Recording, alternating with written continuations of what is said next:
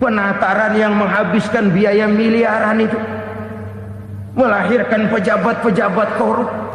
Hukum Boyle, atas neken paling bawah gepeng. Ya kita nih rakyat kecil, emang nasibnya gepeng-gepeng terus. Saudara-saudara kaum muslimin rahimakumullah, dari 5 penyebab bencana ini kita ambil kesimpulan untuk sebuah renungan dan introspeksi kita bersama. Pertama, mengingkari janji, padahal janji itu yang lebih tinggi nilainya adalah di hadapan Allah Subhanahu wa ta'ala. Baik wakil-wakil rakyat di parlemen maupun pemimpin-pemimpin rakyat di dalam kabinet, apabila memangku suatu jabatan, selalu mereka mengawali dengan sumpah, dan sumpah itu dimulai dengan demi Allah. Sadarkah kita pada saat itu kita ucapkan bahwa kita sudah mempertaruhkan Allah untuk jabatan yang kita pegang? Kita sudah mempertaruhkan nama Allah untuk posisi yang dipercayakan kepada kita. Sadarkah kita bahwa menyia-nyiakan itu satu dosa yang sangat besar, yang tidak hanya kepada Allah tetapi juga kepada rakyat yang kita wakili, kepada rakyat yang kita pimpin. Saudara-saudara kaum muslimin rahimakumullah, kita menyaksikan peristiwa-peristiwa yang memilukan dan memalukan. PHK terjadi di mana-mana, pengangguran meningkat, harga-harga membumbung tinggi, daya beli rakyat semakin lemah. Sementara di bidang politik, kejadian-kejadian memberikan indikasi bahwa persatuan dan kesatuan kita sebagai bangsa dewasa ini tengah berada dalam ujian yang berat. Pada jumpa kita kali ini, tanpa bermaksud untuk mencari kambing hitam dari bencana yang kita hadapi, saya ingin menyampaikan sebuah hadis yang diriwayatkan oleh Imam At-Tabarani dari Ibnu Abbas, bahwa Rasulullah sallallahu alaihi wasallam bersabda, khamsun bi khamsin, ada 5 perkara yang dapat menimbulkan 5 macam bencana. Mari kita renungi hadis ini satu demi satu sebagai bahan introspeksi buat kita semua dalam menghadapi bencana yang tengah berlaku sekarang ini. Yang pertama, manaqasa qaumul ahda illa sullita alaihim aduwwuhum. Apabila suatu kaum sudah mengingkari janjinya, maka mereka pun akan dikuasai oleh musuh-musuh mereka. Sederhana saja nampak kalimat dalam hadis ini. Apabila orang sudah mengingkari janji, mereka akan dikuasai oleh musuh-musuh mereka sendiri. Dan musuh kita yang paling utama saat ini adalah kemiskinan dan kebodohan. Kenapa itu terjadi? Karena kita mengingkari janji kita sendiri. Di saat awal-awal berdirinya Orde Baru, kita pernah berjanji untuk melaksanakan Pancasila dan Undang-Undang Dasar 45 secara murni dan konsekuen.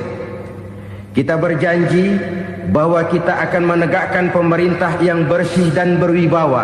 Itu semua pada permulaannya. Waktu demi waktu berjalan, kita lupa dengan janji yang kita ucapkan itu. Ketuhanan yang Maha Esa kita ucapkan, tapi kesetanan yang luar biasa yang kita lakukan. Kemanusiaan yang adil dan beradab yang kita dengungkan, tetapi kemanusiaan zalim dan biadab yang kita praktekkan. Sederhana saja saudara, hampir setiap pejabat pada posisi-posisi kunci, di awal-awal ia memangku jabatan itu, biasanya ia mengucapkan sumpah dengan lafaz demi Allah, bahwa dalam melaksanakan jabatan ini saya tidak akan menerima hadiah atau pemberian dalam bentuk apapun. Itu pada permulaannya. Lama-lama rupanya hadiah itu asik juga, mulai diterima. Lama-lama dirasa kurang, mulai menagih. Dan akhirnya terjadilah praktek yang disebut suap menyuap, semir menyemir, dan lain sebagainya. Kalau ini sudah menjadi kenyataan, bagaimana kita mau menegakkan pemerintah yang bersih dan berwibawa? Undang-Undang Dasar 45 menyatakan bahwa bumi, air, dan seluruh kekayaan negara dikelola oleh negara bagi sebesar-besar kemakmuran rakyat. Yang terjadi adalah bahwa kita merasa mewakili rakyat untuk menikmati harta dan kekayaan negara, sehingga rakyat banyak tidak bisa ikut menikmatinya. Menumpuklah harta itu sehingga terjadilah pepatah, gunung ditimbun, sumur digali. Yang kaya semakin kaya, yang miskin semakin terpuruk. Kita ingkar dengan janji yang kita ucapkan di awal-awal kita bergerak. Kita ingkar dengan janji pada saat kita mengatakannya dengan menyebut nama Allah, dengan mempertaruhkan nama Tuhan. Sehingga pada akhirnya jabatan pun mengalami tender. Sudah menjadi rahasia umum. Orang mau jadi lurah mesti mengeluarkan uang. Mau jadi camat mesti mengeluarkan uang. Mau jadi wali kota, bupati, bahkan gubernur, itu ada pasarannya. Secara logika, kalau orang memperoleh satu jabatan karena banyak mengeluarkan uang, tentu pada saat ia mengeluarkan uang, ia sudah punya pemikiran, modal pasti pulang, modal pasti kembali. Kalau orang memperoleh suatu jabatan karena banyak mengeluarkan uang, maka langkah pertama yang dia lakukan setelah memangku jabatan itu ialah bagaimana uang bisa kembali, bagaimana modal bisa pulang. Kalau modal sudah pulang, pikiran berikutnya bagaimana supaya dapat untung. Lalu kapan mau bekerja untuk kepentingan rakyat? Itu nomor 18. Kemudian kalau ada proyek-proyek besar, pertanyaannya ialah bukan apakah proyek ini bermanfaat bagi rakyat, apakah proyek ini layak untuk diteruskan, tetapi yang jadi pertanyaan paling utama ialah bagian saya berapa duit dari proyek ini. Kita bisa lihat proyek, mega proyek lahan 1 juta hektar di Kalimantan Tengah, triliunan rupiah, dan proyek itu gagal. SD Impres bulan ini diresmikan, bulan depan retak. Jembatan-jembatan bulan ini gunting pita, bulan depan runtuh.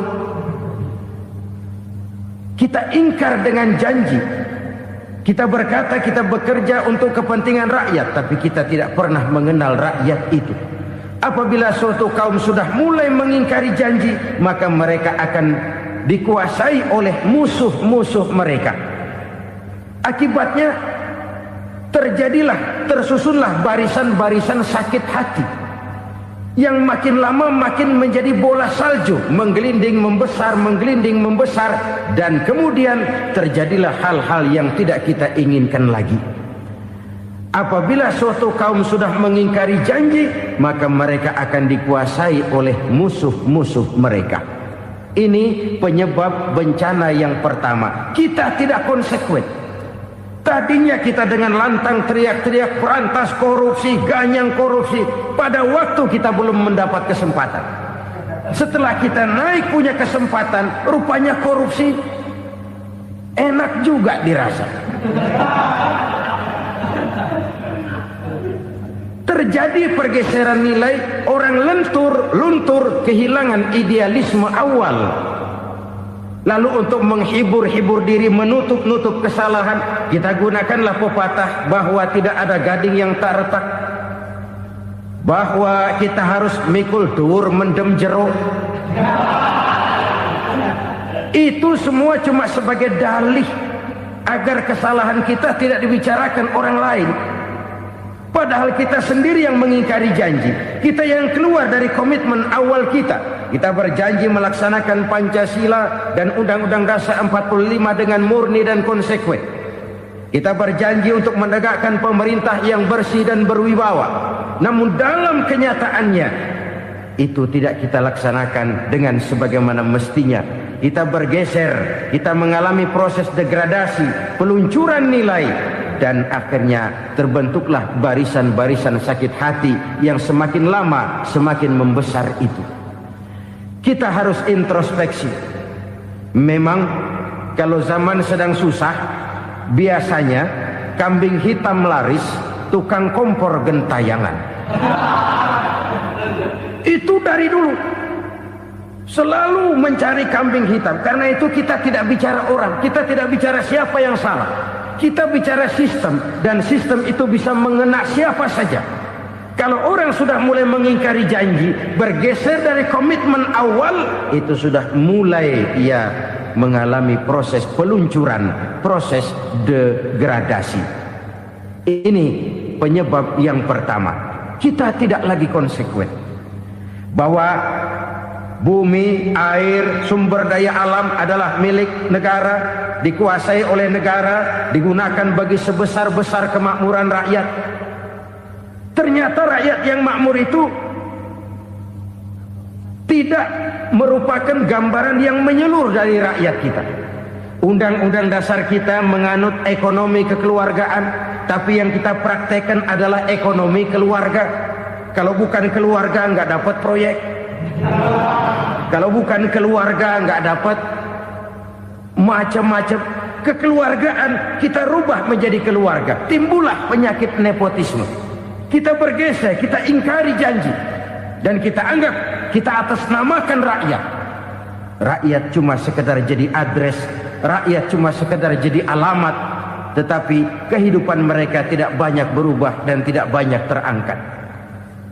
Kaum muslimin rahimakumullah, ini penyakit yang pertama, penyebab bencana yang pertama. Yang kedua kata Nabi, wa ma hakamu bighairi ma anzalallah. Apabila hukum yang diterapkan sudah tidak lagi bersumber dari hukum Allah, illa fasha fihimul faqru, maka akan bertebaranlah kemiskinan di mana-mana.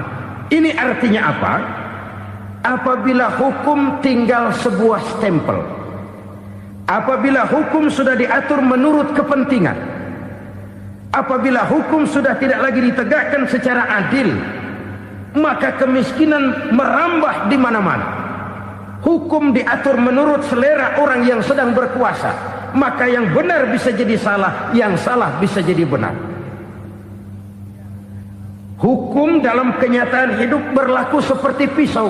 Pisau itu kan saudara lihat, yang namanya pisau dimanapun itu tajamnya ke bawah, ke atas tumpul. Kalau hukum itu, kalau untuk rakyat, hukum itu tajam bukan main, cepat sekali dilaksanakan. Tapi giliran menengah ke atas, yang gedean dikit berbuat salah, hukum tumpul. Hukum pura-pura tidak dengar. Akibatnya terluka rasa keadilan rakyat. Satu kasus rakyat diam, dua kasus rakyat diam, tiga kasus rakyat diam. Kasus terakumulasi di hati rakyat. Luka rasa keadilan, dan itu menjadi sumber bencana. Penjarahan, kita tidak setuju itu. Tapi kita harus melihat kausalnya. Itu kan tidak berdiri sendiri. Itu kan karena terlukanya rasa keadilan rakyat, melihat kesempatan ini tidak merata. Kalau rakyat ini yang ngajukan kredit ke bank, walaupun jumlahnya cuma jutaan, ratusan ribu, susahnya 17 setan. Tapi ada orang-orang tertentu yang agunannya palsu, jaminannya palsu, bawa kata belece, bukan cuma miliaran, triliunan kredit bisa keluar. Terluka rasa keadilan, hilangnya kesempatan. Rakyat cuma dapat kesempitan, jarang dapat kesempatan. Dari lukanya rasa keadilan ini, memang ya entah lipstick, entah basa-basi, dibentuklah tim ini, dibentuklah badan pengawas ini, dibentuklah tim ini. Kalau membentur tahu, hancur tahu. Tapi kalau tim yang dibentuk membentur karang, bukan karangnya yang hancur biasanya, timnya yang bubar. Kenapa? Yang dibentur batu karang yang sangat keras. Kita main-main dengan hukum. Kita tidak konsekuen dengan hukum. Luka rasa keadilan dan itu terakumulasi. Edi Tamsil, rakyat tahu, terakumulasi. Menguap begitu saja. Kasus-kasus lain rakyat tahu, menguap begitu saja. Ketidakadilan terakumulasi, mengendap di hati rakyat, menunggu ledakan. Pada saat sumbu meledak, rakyat tidak bisa dibendung lagi. Oke, kita tidak setuju dengan penjarahan, tapi jangan melihat itu sebagai peristiwa yang berdiri sendiri. Kenapa itu terjadi? Kausalnya kenapa? Oke, kita tidak setuju memang, tapi yang dijarah oleh rakyat kan memang cuma untuk perut. Yang dijarahkan beras, yang dijarahkan televisi, yang dijarahkan kulkas yang masih bisa dihitung, yang memang real untuk kebutuhan rakyat. Penjara-penjara berdasi kepala botak yang menguras uang rakyat habis-habisan, enak saja melenggang dalam kehidupan ini. Makin terluka rasa keadilan rakyat. Apabila hukum yang diterapkan sudah menyimpang dari keadilan yang diajarkan Allah, fasyafihimul fakru, bertebaranlah kemiskinan. Aneh, memalukan, memilukan. Sebuah negara agraris yang katanya pulaunya hijau royo-royo, Gemari Palau Jenawi Toto Tentem Kertora Harjo, yang tahun 93 pernah mendapat penghargaan dari FAO, Badan Pangan Sedunia, sebagai negara yang berhasil dalam swasembada pangan. Sekarang ini kita terpaksa betul beli beras dari Vietnam, beli beras ke Kamboja, beli kedelai dari Kamboja. Kenapa? Lahan sawah kita habis ditanami pabrik. Teknologi kita, teknologi loncatan yang non-applied, tidak terpakai oleh kita. Lantas lahan yang tidak bisa kita tanami, kita paksakan lahan-lahan gambut menjadi tanah pertanian yang subur dengan biaya triliunan, dan kita gagal. Kita cari jarum dan kapak hilang. Kita mau jadi negara industri dengan loncatan teknologi yang maju, kita lupakan pola pijak kita sebagai negara agraris, dan akhirnya kita kecolongan. Lihatlah dewasa ini. Rakyat kita antri sembako di mana-mana. Di sebuah negara agraris. Ketidakadilan melahirkan kemiskinan. Kemiskinan moral dan kemiskinan material. Kemiskinan moral, rakyat nggak percaya lagi sama pejabat. Rakyat mengalami krisis figur. Orang, alah lu ngomong dah sama ember.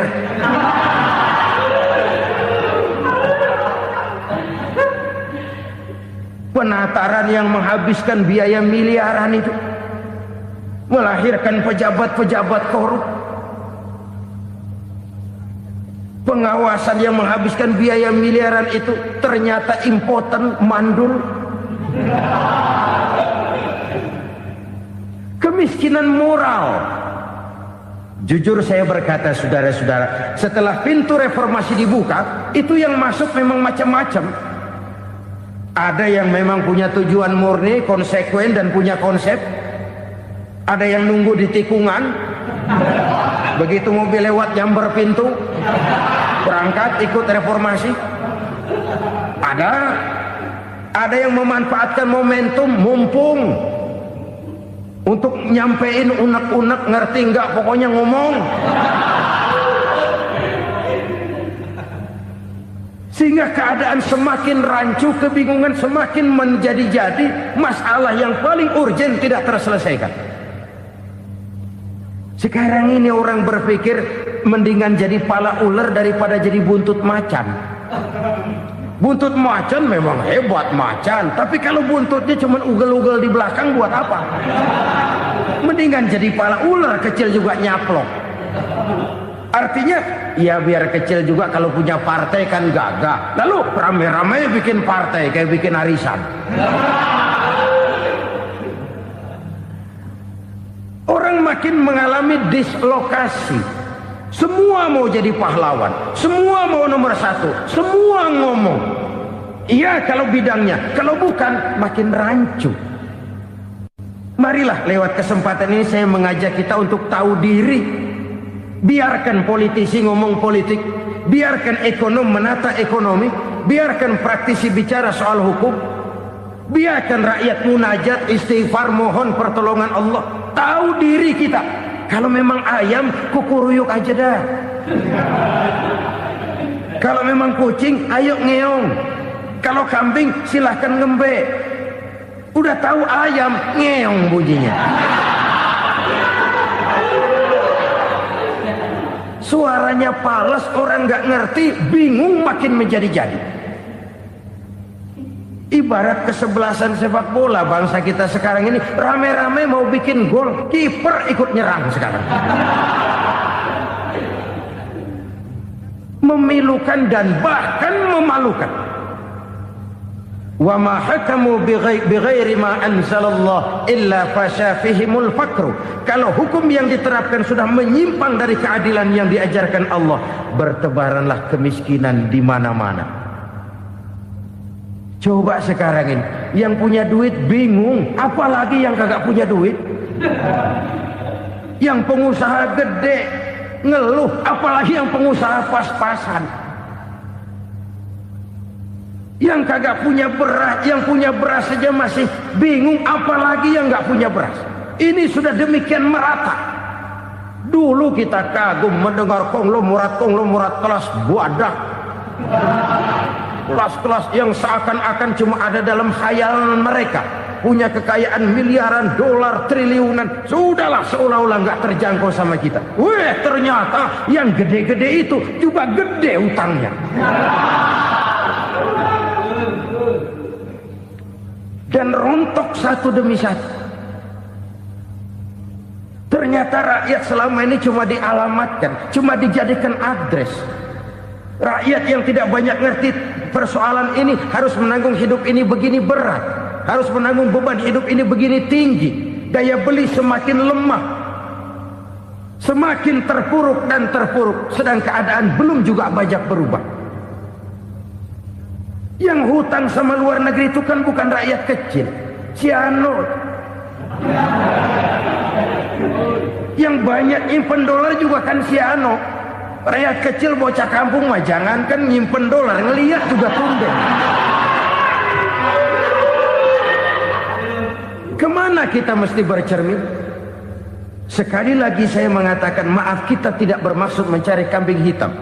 Karena itu kita tidak bicara orang, kita bicara sistem, kita bicara keadaan. Beginilah yang dikatakan Nabi, penyebab timbulnya bencana, hukum yang ditegakkan tidak lagi berorientasi kepada keadilan, tapi berorientasi kepada kepentingan. Akhirnya bentuk hukum seperti pisau, tajam ke bawah, tumpul ke atas. Hukum cuma buat rakyat kecil, tetapi kelompok menengah ke atas kadang-kadang kebal dari perlakuan hukum. Maka bertebaranlah kemiskinan. Iya, kemiskinan moral berupa lukanya rasa keadilan. Kalau rasa keadilan terluka, orang kan nunggu kesempatan, saudara.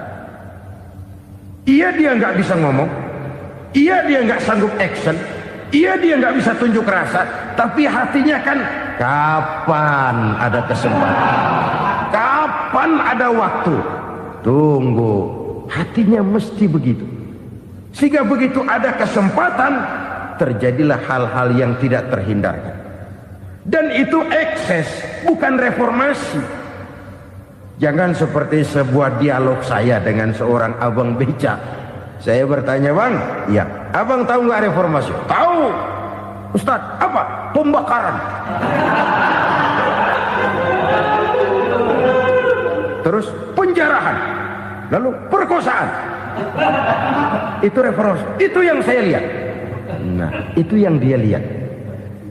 Saya tentu tidak menyalahkan abang beca kita, karena memang itu yang dia lihat dan sejauh itu wawasannya. Tapi ini indikasi bahwa banyak rakyat kita yang belum bisa menggunakan kebebasan secara bertanggung jawab. Padahal kebebasan tanpa tanggung jawab tirani. Sebuah contoh gampang-gampangan. Saya beli radio, saya setel di kamar saya, lalu saya bilang, ini radio gue. Yang beli gue, pakai duit gue setel di kamar gue, sekeras-kerasnya, gak ada urusan sama orang lain. Itu kata saya. Tetapi tetangga saya sebelah rumah kan boleh juga ngomong begitu. Kata tetangga saya, ini mata gue, yang ngantuk gue tidur di kamar gue. Kenapa suara radio lu nyampe kemari? Artinya apa ini? Kebebasan saya nyetel radio dibatasi oleh kebebasan tetangga saya yang mau tidur. Tidak ada kebebasan mutlak. Kebebasan mutlak tanpa tanggung jawab kembali akan melahirkan tirani, kembali akan melahirkan pemaksaan kehendak. Dan itu lagi-lagi bukan demokrasi. Saudara-saudara kaum muslimin rahimakumullah. Ini penyakit yang kedua, lukanya rasa keadilan, terutama di kalangan rakyat kecil. Itu mengendap menjadi akumulasi dan menunggu giliran kapan bisa dimuntahkan. Dengan kata lain, rakyatnya udah banyak banget makan yang perutnya jadi enak, nyelam. Kapan nunggu muntahnya? Udah begini banyak akumulasi yang mereka pendam di perut ini, sehingga ketika terjadi kesempatan itu sudah tidak terkendalikan lagi. Kita out of control. Saya tidak mentolerir sikap-sikap kekerasan. Bahkan saya lebih cenderung bahwa kalau di rumah kita banyak tikusnya saja racuni, jangan rumah dibakar. Bahwa ada korupsi, iya. Ada kolusi, memang. Ada nepotisme, tentu. Tetapi tikusnya saja racuni. Jangan rumah dibakar. Masa mau ngusir tikus bakar rumah? Tikusnya lari, tikusnya selamat, rumahnya ewes-ewes.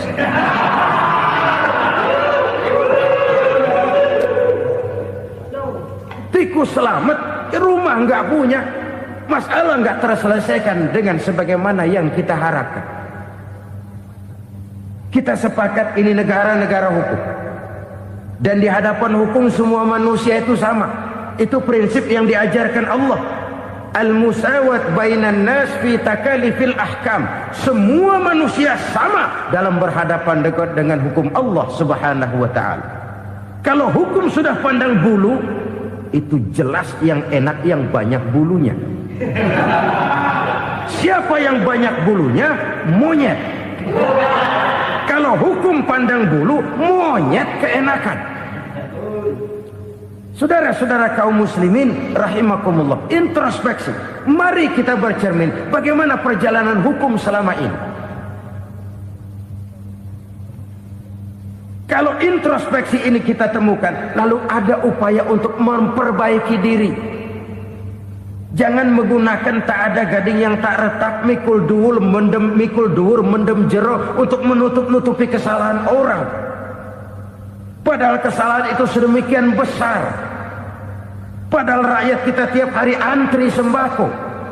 Ada yang sehari sekali makan, ada yang makan sudah bercampur tiwul, ada yang nasi sudah dicampur pisang, balik jadi orok lagi. Macam-macam upaya rakyat untuk menangsal perut ini. Lalu rakyat ditenang-tenangkan, lebih baik puasa Senin Kemis sambil menghadapi krisis ekonomi. Kenapa rakyat yang disuruh puasa? Kenapa bukan pejabatnya yang puasa lebih dulu untuk kemakmuran rakyat? Kalau rakyat yang memang perutnya udah gepeng disuruh puasa, makin krempeng perutnya. Artinya pejabat harus punya sense of politics. Ya, tidak, puasa itu kan tidak cuma Senin Kemis saja. Puasa itu puasa perasaan, puasa menghargai perasaan yang sedang kondisi yang sedang dihadapi oleh rakyat.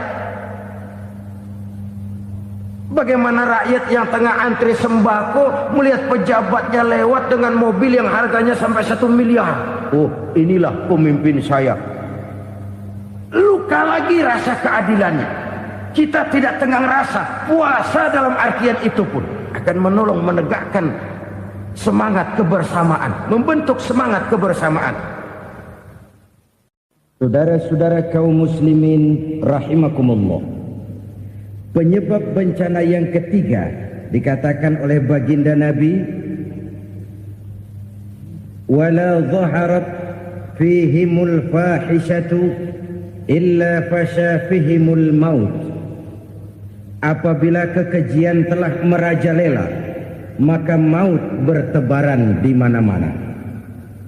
Kita renungi butir kalimat dalam hadis ini. Apabila kekejian telah merajalela, maut bertebaran di mana-mana. Begitu murah arti sebuah kehidupan. Penjarahan untuk hal-hal yang kecil tapi sampai mengorbankan nyawa. Apabila kekejian sudah terjadi di mana-mana, maut pun bertebaran. Maut dalam arti berpisah ruh dengan jasad, tapi juga maut dalam arti orang bisa mati karirnya, orang bisa mati usahanya, orang bisa mati kesempatannya karena perbuatan-perbuatan keji yang selama ini tidak terbendung. Lahirlah teori mafia. Siapa yang kuat dia yang berkuasa, siapa yang lemah dia menjadi mangsa. Proyek-proyek besar yang menang tender itu ya dari itu ke itu saja. Yang pengusaha-pengusaha tidak punya koleksi, koneksi, tidak bisa bayar komisi, dapat proyek tetelan. Ada dagingnya, dikit namanya juga tetelan. Dagingnya sudah habis disantap oleh meja. Sekian puluh meja dilalui, sekian puluh amplop dikeluarkan. Sehingga yang akhirnya ya tinggal tetelan itu tadi. Maka kualitas pekerjaan pun sudah bukan lagi jadi masalah. Demikianlah mafia-mafia ini bermunculan di mana-mana. Di pengadilan terkenallah mafia pengadilan. Hukum bisa dibeli, hukum bisa dipesan menurut kebutuhan sponsor. Mafia peradilan, mafia politik, mafia ekonomi, bahkan mafia agama yang menggunakan agama sebagai kedok, menggunakan agama sebagai dalih, menggunakan agama sebagai topeng untuk melancarkan maksud-maksud politiknya pun tidak tertutup kemungkinan. Apabila kekejian telah merajalela, maut bertebaran di mana-mana. Korupsi, kolusi, nepotisme itu bagian dari kekejian. Kita selama ini kalau mendengar maksiat, itu yang terbayang cuma judi, mabuk, zina. Iya itu maksiat. Tapi korupsi, kolusi, nepotisme itu juga maksiat dalam bentuk lain. Kalau ini sudah bertebaran, maka maut terjadi di mana-mana. Jangan bayangkan cuma mati orangnya, itu sih kewajiban. Yang menyakitkan itu orangnya masih hidup tapi dibikin mati. Karirnya mati. Kenapa? Karena yang diperlukan bukan cuma orang pinter tapi orang taat. Biar pinter, kalau nggak taat minggir. Biar bodoh, kalau taat bisa nyenangin atasan, bisa nyemur. Kumaha juragan wae ayo nama. Itu yang kadang-kadang dapat penghargaan. Tidak ada prestasi kerja kecuali bikin senang orang di atas. Kita lihat di desa-desa jalan rusak. Kalau ada berita pejabat anak mau turun, jalan rata sekali. Sampai tanah dari mana aja dikeruk buat ngeratain tuh jalan. Pejabat pulang legok lagi jalanan. Katanya kita kerja buat rakyat, nyatanya kita cuma melayani atasnya. Kenapa? Terjadi lingkaran setan. Seperti kata lagu Dul Sumbang itu. Mahasiswa takut sama dosen, dosen takut sama dekan, dekan takut sama rektor, rektor takut sama menteri, menteri takut sama presiden, presiden takut sama mahasiswa. Lah muter balik lagi. Lingkaran setan. Lingkaran setan. Saudara-saudara kaum muslimin rahimakumullah, kekejian yang merajalela, praktek-praktek mafia yang tertuang dalam kehidupan sehari-hari menyebabkan orang mati karirnya, jasad masih hidup, karir mati, itu menyakitkan. Mati bisnisnya. Rakyat kecil pernah senang ketika cengkeh booming, harganya bagus, rakyat banyak yang pergi haji. Lalu mau ditata, lahir tata niaga cengkeh, malah amburadul. Harga cengkeh jatuh, petani cengkeh kecil menjerit. Siapa yang untung? Segelintir orang. Masihkah kita pakai atas nama rakyat untuk kepentingan nasional, padahal yang nyanyi cuma segelintir orang? Masihkah kita mau bohongi rakyat ini dengan mobil nasional tapi bikinan Korea? Masihkah kita mau bermain verbalisme, bermain kata? Ini sebuah masa lalu yang tidak perlu terulang lagi untuk masa-masa yang akan datang. Kekejian merajalela, orang mati karir. Bisa mati usaha, mati bisnis. Usahanya maju, dirangkul, hancur. Usahanya maju, dipukul, hancur, tenggelam. Bahkan yang memilukan dan memalukan badan-badan usaha milik negara itu dikebiri sedemikian rupa sehingga tidak menghasilkan hal-hal yang bermanfaat buat negara. Saudara-saudara kaum muslimin rahimakumullah, kalau nafsu yang sudah mengatur itu semua, maka kekejian pun merajalela. Orang sudah pakai teori mafia, yang kuat dia yang menang, yang kuat dia yang berkuasa, yang lemah silakan minggir di sudut-sudut kehidupan. Kalau kekejian seperti ini merajalela, maut bertebaran di mana-mana. Banyak orang mati karirnya, banyak orang mati usahanya, banyak orang mati imajinasinya. Sekarang ini dalam dunia seni, yang banyak karyawan seni, bukan seniman. Seniman itu kan dilahirkan. Lain seniman, lain karyawan seni. Sekarang yang banyak karyawan seni, bukan seniman. Mati karir, mati imajinasi, mati improvisasi. Sehingga kehidupan persis sinetron. Sinetron itu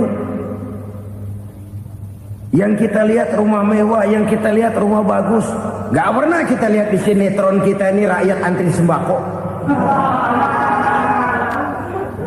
Kita dijejali hal-hal yang indah, yang wah, yang membuat kita tenggelam dalam gaya hidup instan, tenggelam dalam gaya hidup wah. Kita lupa dengan realitas keseharian di tengah-tengah masyarakat kita. Lahirlah kelompok-kelompok selebritis, dibesarkan oleh berbagai media. Selebritis pilek aja masuk koran, pilek.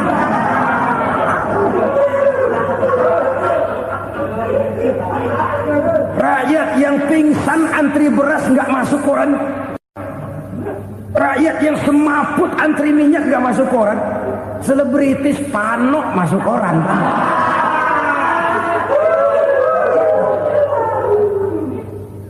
Kita besarkan hal-hal kecil, kita kecilkan hal-hal besar. Kenapa? Kita mengejar oplah. Kita profit oriented, tidak lagi berorientasi kepada realitas hidup yang kita hadapi ini.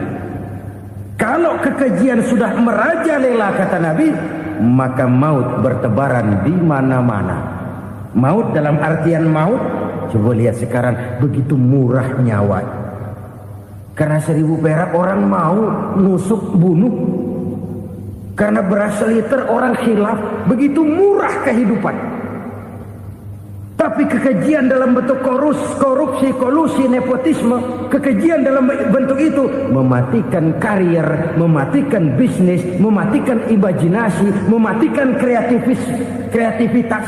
Itu juga maut dalam bentuk lain akibat kekejaman lain. Ini penyebab yang ketiga.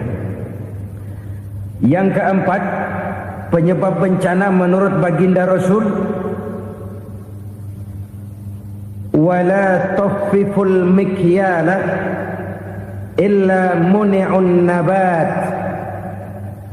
Apabila timbangan sudah dicurangi, maka tercegahlah tumbuh-tumbuhan. Apabila timbangan sudah mulai curang, maka terjadilah musim paceklik. Apabila bisnis sudah bergaya mafia tadi itu, kecurangan-kecurangan terjadi, tender di balik pintu, yang dimenangkan cuma kelompok-kelompok yang bisa memberikan presentasi yang besar, muni'un nabat, terjadilah paceklik. Paceklik, panen gagal, wereng ya wereng, kemarau panjang it's okay, air sulit iya, tetapi kan semua itu ada yang ngatur. Kemarau ada yang ngatur, belalang itu ada yang ngatur, air itu juga ada yang ngatur. Yang ngatur itu yang serba maha. Kalau ia murka melihat kecurangan timbangan, Allah itu kalau murka kan gampang saja, tinggal komandoin balang, lang, hancurin tuh sawah. Konvoy belalang, konvoy.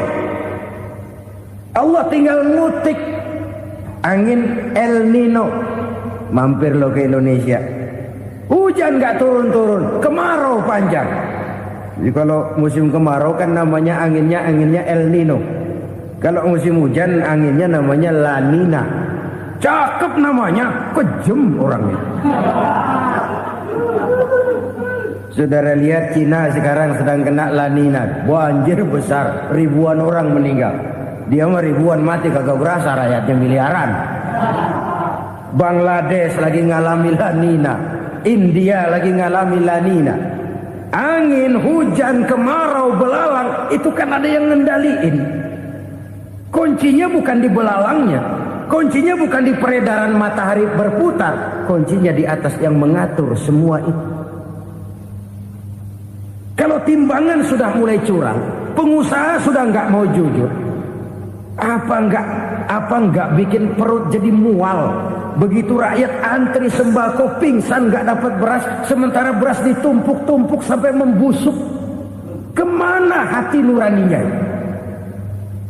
Kemana akal pikirannya? Kemana mereka yang berbuat atas nama rakyat tapi melihat rakyat susah tidak tergerak hatinya? Apabila timbangan sudah mulai dicurangi, bisnis sudah mulai melenceng, maka terjadilah paceklik. Sebuah negara yang berhasil dalam swasembada pangan, lalu sekarang menjadi negara yang rakyatnya antri untuk memperoleh kebutuhan pangan. Saudara-saudara kaum muslimin rahimakumullah, ini intinya adalah kecurangan.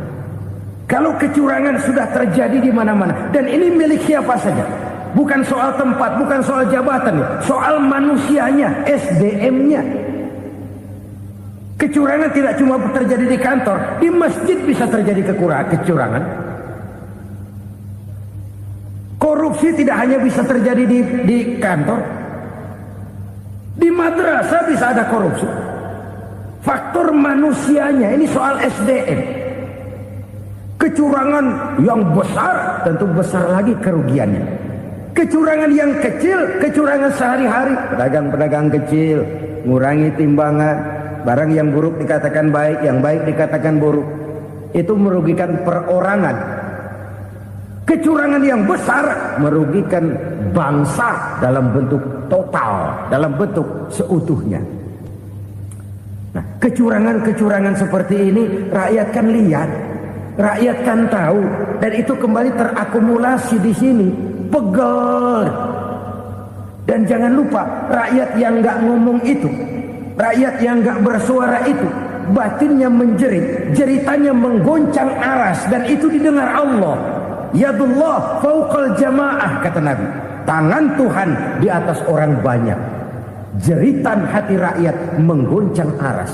Rakyat yang terlalu banyak dizolim, rakyat yang terlalu banyak dirugikan, ya rakyat yang terlalu banyak di atas namakan, menjerit batinnya, menggoncang aras, dan Allah bisa menggerakkan apa saja untuk membuat satu situasi. Allah bisa menggerakkan apa saja untuk membuat satu situasi. Saudara-saudara kaum muslimin rahimakumullah, ini faktor yang ketiga, timbulnya kecurangan. Faktor yang keempat maksud saya. Yang kelima, penyebab timbulnya bencana menurut baginda Nabi, wala muni'uz zakat illa hubbisa anhumul qatr.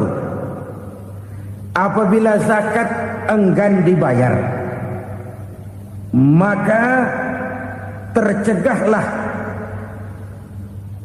qatrun. Qatrun ini kalau bahasa kita sembako. Maka tercegahlah kebutuhan-kebutuhan yang kita perlukan.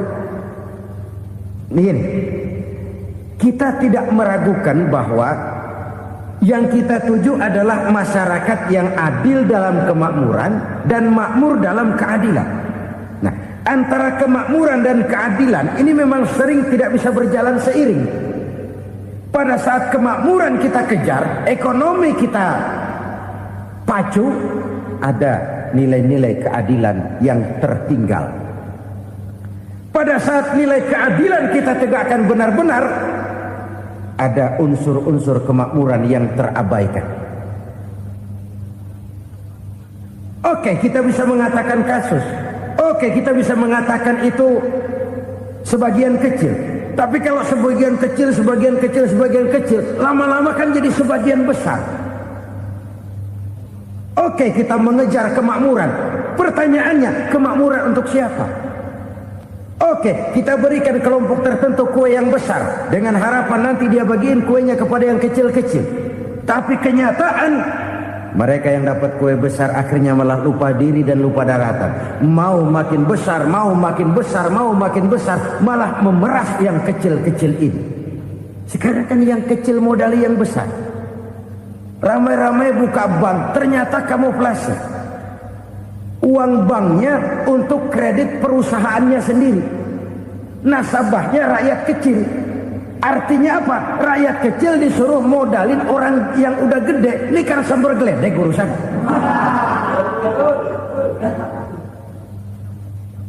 Ini kan permainan apa lagi? Rakyat kecil suruh modali yang gede. Nasabahnya rakyat kecil, kumpulkan uangnya di bank, kucurkan kredit kepada perusahaannya sendiri. Bukankah itu rakyat kecil suruh modali yang gede? Sudah begitu kejamkah kita untuk meraih keuntungan dengan mengorbankan orang kecil ini? Sudah tidak bicara lagi kah nurani kita melihat penderitaan orang yang semakin susah ini? Kalau zakat enggan dibayar, padahal zakat 2,5% saja, 2,5% saja. Kalau itu pun enggan, kalau zakat saja enggan, bagaimana pula yang namanya sedekah, bagaimana pula yang namanya infak, bagaimana pula yang namanya santunan, bantuan. Kadang-kadang lipstick nyumbang si nyumbang, cuman nyolongnya lebih gede. Ini namanya sumbangan lipstick. Buat lipstick itu kan buat ngumpetin bibir pucat. Itu fungsi utama lipstick. Buat ngumpetin korupsinya, nyumbang kegiatan-kegiatan sosial. Tapi yang dia korup lebih gede dari yang dia sumbangin. Lipstick kamuflase. Nepu kata anak sekarang.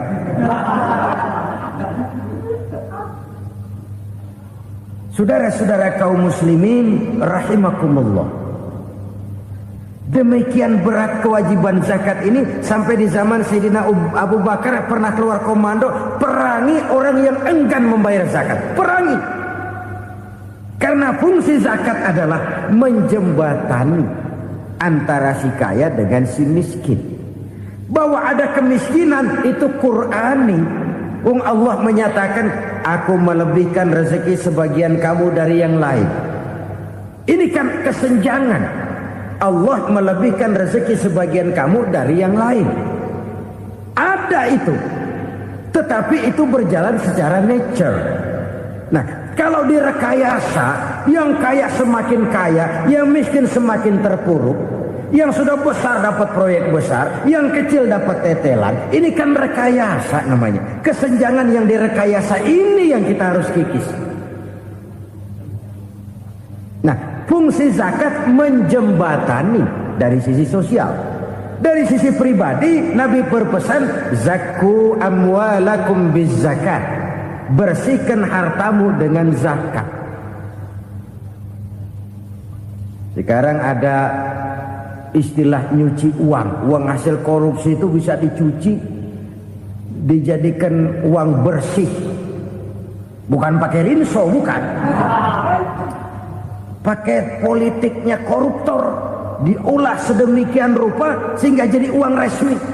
Sudah memutik, itu termasuk yang disebut kejahatan kerah putih, white collar crime. Kejahatan kerah putih, kejahatan pakai dasi, kejahatan kelas kakap. Makanya orang mendingan goblok kagak bener daripada pinter kagak bener. Goblok kagak bener itu gampang ngurusinnya. Pinter kagak bener, ini yang berabe bener ngurusinnya.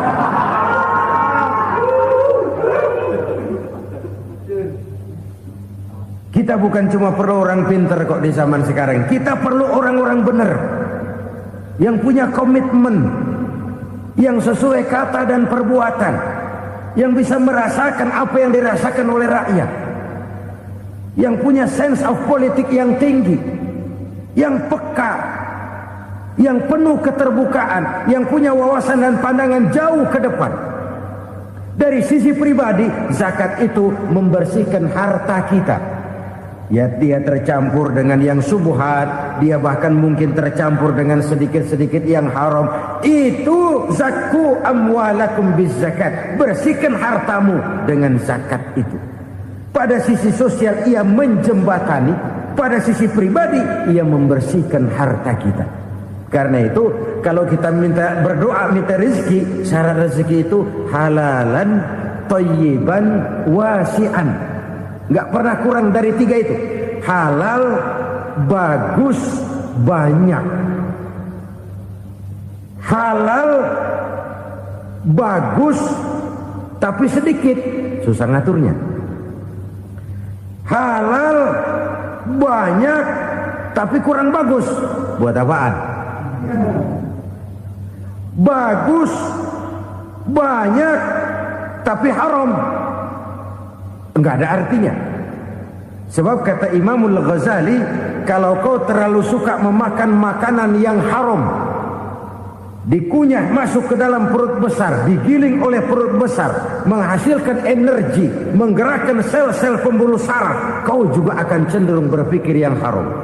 Kalau sudah cenderung berpikir yang haram, perbuatan pun akan mengarah kepada perbuatan-perbuatan yang haram. Dulu waktu kelompok Jimbaran 200 konglomerat Indonesia kumpul dihimbau supaya sekian persen kasih pengusaha-pengusaha lemah. Itu kan cuma sekedar belas kasihan, tidak banyak menolong keadaan. Dan bukan itu yang diperlukan pengusaha-pengusaha kecil. Yang diperlukan adalah berikan kami kesempatan seperti mereka dapat kesempatan. Berikan kami peluang seperti mereka juga dikasih peluang. Kalau cuma dikasih 100 juta, 200 juta hari ini, usaha kami nggak ada prospeknya, peluang kagak ada, kan sama juga bohong. Diceburin ke kali, disuruh berenang, tangan diikat, mendingan mampusin ketahuan. Ayo berenang, berlomba, tangan diikat, kaki diikat. Sama saja nyuruh mati. Jadi jangan kasih ikannya, kasih kailnya. Yang diperlukan pengusaha kecil menengah ke bawah itu bukan cuma sekedar belas kasih dari konglomerat-konglomerat besar. Berikan kami peluang seperti mereka juga dapat peluang. Berikan kami kesempatan seperti mereka dapat kesempatan. Berikan kami kredit dengan kemudahan seperti mereka juga kalau minta kredit begitu mudahnya. Menciptakan peluang dan kesempatan, pemerataan. Bukan menciptakan manusia Indonesia dengan standar ekonomi yang sama. semua rumahnya harus sama, semua punya mobil. Itu sih kebersamaan bebek. Bebek, coba lihat bebek, satu ngalor semua, satu ngidul semua. Kebersamaan bukan itu. Kebersamaan adalah menciptakan peluang. Kalau yang kaya bisa semakin kaya, kenapa yang miskin tidak bisa ikut naik jadi sedikit kaya? Kalau pengusaha yang sudah kuat bisa bertambah menjadi kuat dengan proyek mega proyek, kenapa yang menengah tidak bisa ikut menjadi kuat? Dan kenapa kekejian itu merajalela? Kita dengar lewat berita-berita PLN tekor, PLN hutang. Kenapa? Dia beli listrik dari swasta yang belinya lebih mahal daripada penjualannya. Artinya dia beli itu listrik dari perusahaan listrik swasta, dia jual kepada rakyat lagi. Harga jualnya lebih murah daripada dia beli kepada swasta. Kenapa? Ada tekanan lagi tuh. Biasa siklus lagi. Hukum Boyle. Atas neken, paling bawah gepeng. Ya kita nih rakyat kecil, emang nasibnya gepeng terus. Saudara-saudara kaum muslimin rahimakumullah, dari 5 penyebab bencana ini kita ambil kesimpulan untuk sebuah renungan dan introspeksi kita bersama. Pertama, mengingkari janji, padahal janji itu yang lebih tinggi nilainya adalah di hadapan Allah Subhanahu wa ta'ala. Baik wakil-wakil rakyat di parlemen maupun pemimpin-pemimpin rakyat di dalam kabinet, apabila memangku suatu jabatan, selalu mereka mengawali dengan sumpah, dan sumpah itu dimulai dengan demi Allah. Sadarkah kita pada saat itu kita ucapkan bahwa kita sudah mempertaruhkan Allah untuk jabatan yang kita pegang? Kita sudah mempertaruhkan nama Allah untuk posisi yang dipercayakan kepada kita. Sadarkah kita bahwa menyia-nyiakan itu satu dosa yang sangat besar, yang tidak hanya kepada Allah tetapi juga kepada rakyat yang kita wakili, kepada rakyat yang kita pimpin.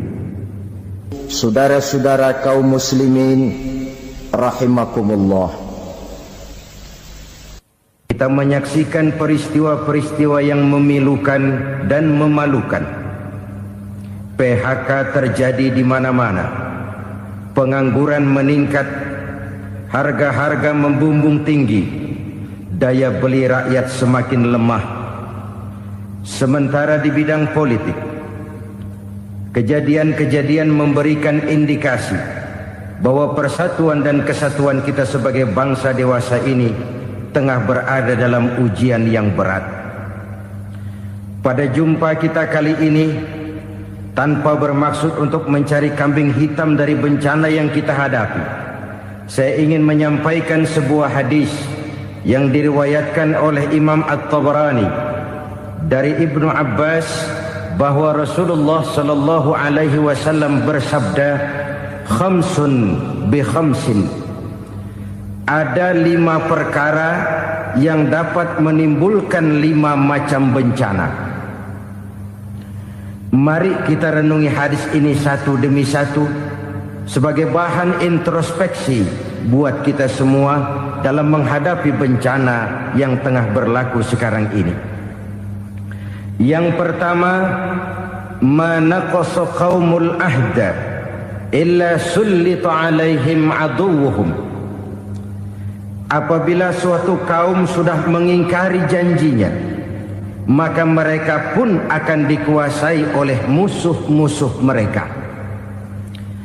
Sederhana saja nampak kalimat dalam hadis ini. Apabila orang sudah mengingkari janji, mereka akan dikuasai oleh musuh-musuh mereka sendiri. Dan musuh kita yang paling utama saat ini adalah kemiskinan dan kebodohan. Kenapa itu terjadi? Karena kita mengingkari janji kita sendiri. Di saat awal-awal berdirinya Orde Baru, kita pernah berjanji untuk melaksanakan Pancasila dan Undang-Undang Dasar 45 secara murni dan konsekuen. Kita berjanji bahwa kita akan menegakkan pemerintah yang bersih dan berwibawa. Itu semua pada permulaannya. Waktu demi waktu berjalan, kita lupa dengan janji yang kita ucapkan itu. Ketuhanan yang Maha Esa kita ucapkan, tapi kesetanan yang luar biasa yang kita lakukan. Kemanusiaan yang adil dan beradab yang kita dengungkan, tetapi kemanusiaan zalim dan biadab yang kita praktekkan. Sederhana saja saudara, hampir setiap pejabat pada posisi-posisi kunci, di awal-awal ia memangku jabatan itu, biasanya ia mengucapkan sumpah dengan lafaz demi Allah, bahwa dalam melaksanakan jabatan ini saya tidak akan menerima hadiah atau pemberian dalam bentuk apapun. Itu pada permulaannya. Lama-lama rupanya hadiah itu asik juga, mulai diterima. Lama-lama dirasa kurang, mulai menagih. Dan akhirnya terjadilah praktek yang disebut suap menyuap, semir menyemir, dan lain sebagainya. Kalau ini sudah menjadi kenyataan, bagaimana kita mau menegakkan pemerintah yang bersih dan berwibawa? Undang-Undang Dasar 45 menyatakan bahwa bumi, air, dan seluruh kekayaan negara dikelola oleh negara bagi sebesar-besar kemakmuran rakyat. Yang terjadi adalah bahwa kita merasa mewakili rakyat untuk menikmati harta dan kekayaan negara, sehingga rakyat banyak tidak bisa ikut menikmatinya. Menumpuklah harta itu sehingga terjadilah pepatah, gunung ditimbun, sumur digali.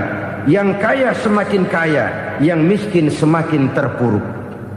Kita ingkar dengan janji yang kita ucapkan di awal-awal kita bergerak. Kita ingkar dengan janji pada saat kita mengatakannya dengan menyebut nama Allah, dengan mempertaruhkan nama Tuhan. Sehingga pada akhirnya jabatan pun mengalami tender. Sudah menjadi rahasia umum. Orang mau jadi lurah mesti mengeluarkan uang. Mau jadi camat mesti mengeluarkan uang. Mau jadi wali kota, bupati, bahkan gubernur, itu ada pasarannya. Secara logika, kalau orang memperoleh satu jabatan karena banyak mengeluarkan uang, tentu pada saat ia mengeluarkan uang, ia sudah punya pemikiran, modal pasti pulang, modal pasti kembali. Kalau orang memperoleh suatu jabatan karena banyak mengeluarkan uang, maka langkah pertama yang dia lakukan setelah memangku jabatan itu ialah bagaimana uang bisa kembali, bagaimana modal bisa pulang. Kalau modal sudah pulang, pikiran berikutnya bagaimana supaya dapat untung. Lalu kapan mau bekerja untuk kepentingan rakyat? Itu nomor 18. Kemudian kalau ada proyek-proyek besar, pertanyaannya ialah bukan apakah proyek ini bermanfaat bagi rakyat, apakah proyek ini layak untuk diteruskan, tetapi yang jadi pertanyaan paling utama ialah bagian saya berapa duit dari proyek ini. Kita bisa lihat proyek, mega proyek lahan 1 juta hektar di Kalimantan Tengah, triliunan rupiah, dan proyek itu gagal. SD Impres bulan ini diresmikan, bulan depan retak. Jembatan-jembatan bulan ini gunting pita, bulan depan runtuh. Kita ingkar dengan janji. Kita berkata kita bekerja untuk kepentingan rakyat, tapi kita tidak pernah mengenal rakyat itu. Apabila suatu kaum sudah mulai mengingkari janji, maka mereka akan dikuasai oleh musuh-musuh mereka.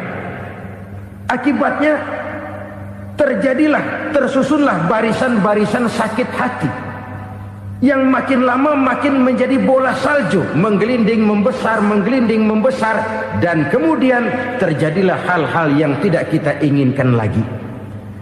Apabila suatu kaum sudah mengingkari janji, maka mereka akan dikuasai oleh musuh-musuh mereka. Ini penyebab bencana yang pertama. Kita tidak konsekuen. Tadinya kita dengan lantang teriak-teriak berantas korupsi, ganyang korupsi.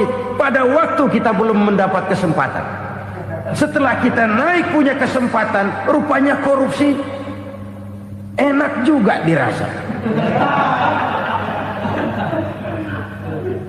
Terjadi pergeseran nilai, orang luntur kehilangan idealisme awal. Lalu untuk menghibur-hibur diri, menutup kesalahan, kita gunakanlah pepatah bahwa tidak ada gading yang tak retak, bahwa kita harus mikul dur mendem jero. Itu semua cuma sebagai dalih agar kesalahan kita tidak dibicarakan orang lain. Padahal kita sendiri yang mengingkari janji. Kita yang keluar dari komitmen awal kita. Kita berjanji melaksanakan Pancasila dan Undang-Undang Dasar 45 dengan murni dan konsekuen. Kita berjanji untuk menegakkan pemerintah yang bersih dan berwibawa. Namun dalam kenyataannya itu tidak kita laksanakan dengan sebagaimana mestinya. Kita bergeser, kita mengalami proses degradasi, peluncuran nilai, dan akhirnya terbentuklah barisan-barisan sakit hati yang semakin lama semakin membesar itu. Kita harus introspeksi. Memang kalau zaman sedang susah, biasanya kambing hitam laris, tukang kompor gentayangan.